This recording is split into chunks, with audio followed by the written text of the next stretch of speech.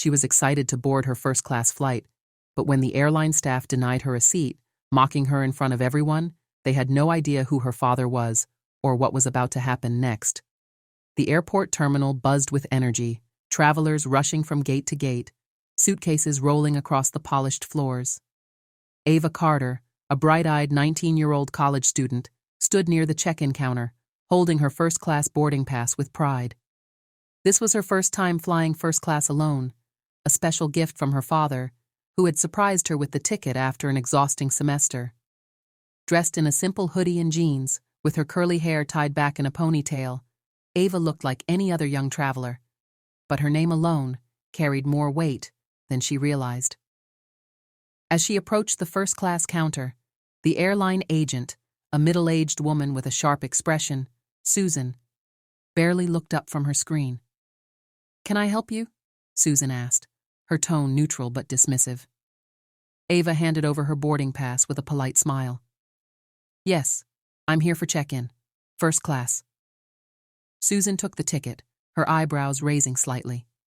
She glanced at Ava, then back at the ticket, her lips pursing. "This is for first class," Susan said slowly, as if Ava didn't already know. Ava nodded. "Yes, I know." Susan sighed, tapping at her keyboard. Then, after a moment, she shook her head. "I'm sorry, but there must be a mistake. We don't have any first-class seats available for your name." Ava frowned. "That can't be right. My father booked it for me." Susan barely suppressed an eye roll. "Maybe you should check with economy class, dear. First class is usually for—" She hesitated, then forced a tight smile. "A different kind of traveler." "A different kind?" Ava felt heat rise in her chest. "I have a valid first-class ticket. Could you check again?" Susan let out a dramatic sigh and called over her supervisor, a man in his mid-40s named Greg, who walked over with an impatient expression. "What's the issue?" he asked. "She claims she has a first-class ticket, but it's obviously a mix-up," Susan said, her voice low but dripping with judgment. Greg took the ticket and glanced at Ava. Then, without even checking the system, he handed it back. "Sorry, miss. This section is fully booked. You'll have to take a seat in economy." Ava's heart pounded. They didn't even check. They had just assumed she didn't belong. She was about to argue when a passenger behind her, a well-dressed older woman, muttered under her breath, "Ugh, always trying to get something for free." Ava's hands clenched into fists. This wasn't a mistake. This was discrimination. But what Susan, Greg, and the passengers around her didn't know was that Ava's father wasn't just a frequent flyer. He was the owner of the entire airline, and when he found out what had just happened, no one would be prepared for what came next. Ava took a deep breath, trying to steady her racing heart. She knew exactly what was happening. The dismissive glances, the unwillingness to even check the system, the tone in Susan's voice. It wasn't about an overbooked flight. It was about who they thought deserved to sit in first class. She opened her mouth to protest again, but before she could speak, Greg leaned in slightly, lowering his voice. "Look, miss," he said, his condescending smile barely masking his impatience.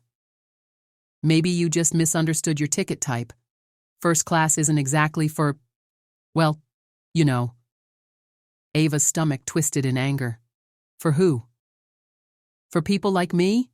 she shot back, her voice sharp, making Greg's smile falter. Susan sighed dramatically.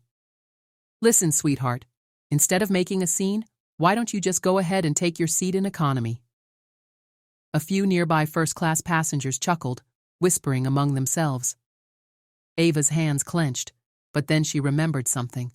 Her father's words from years ago. "When people try to put you in a box, don't argue. Just show them who you are." So instead of arguing, Ava did something unexpected. She stepped aside calmly, pulled out her phone, and sent a quick message. To Dad. "Hey, I just got to check in, and they're refusing to let me board first class. Said my ticket must be a mistake."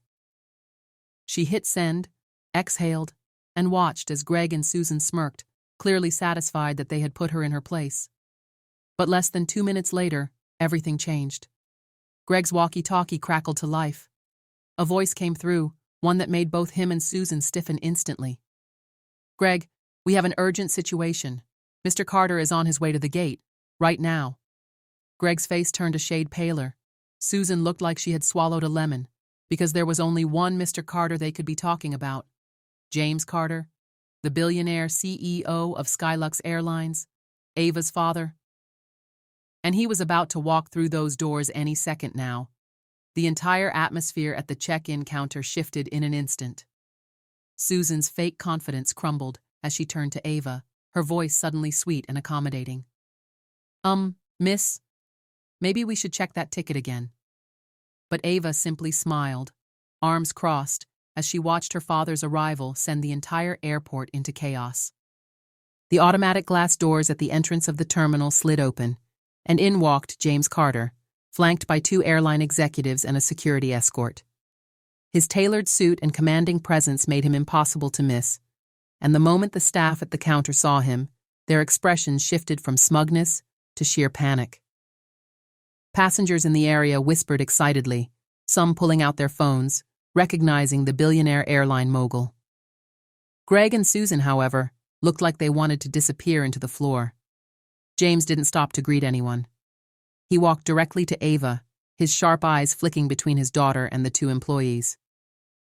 "Ava," he said, his tone steady, but carrying the unmistakable weight of authority. "What happened?"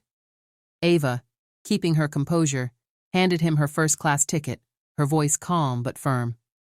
"They said my ticket must be a mistake. They never even checked the system before sending me to economy." James turned to Greg and Susan, his expression unreadable, but deadly calm. "Is that true?" he asked, his voice dangerously soft. Greg swallowed hard, sweat forming at his brow.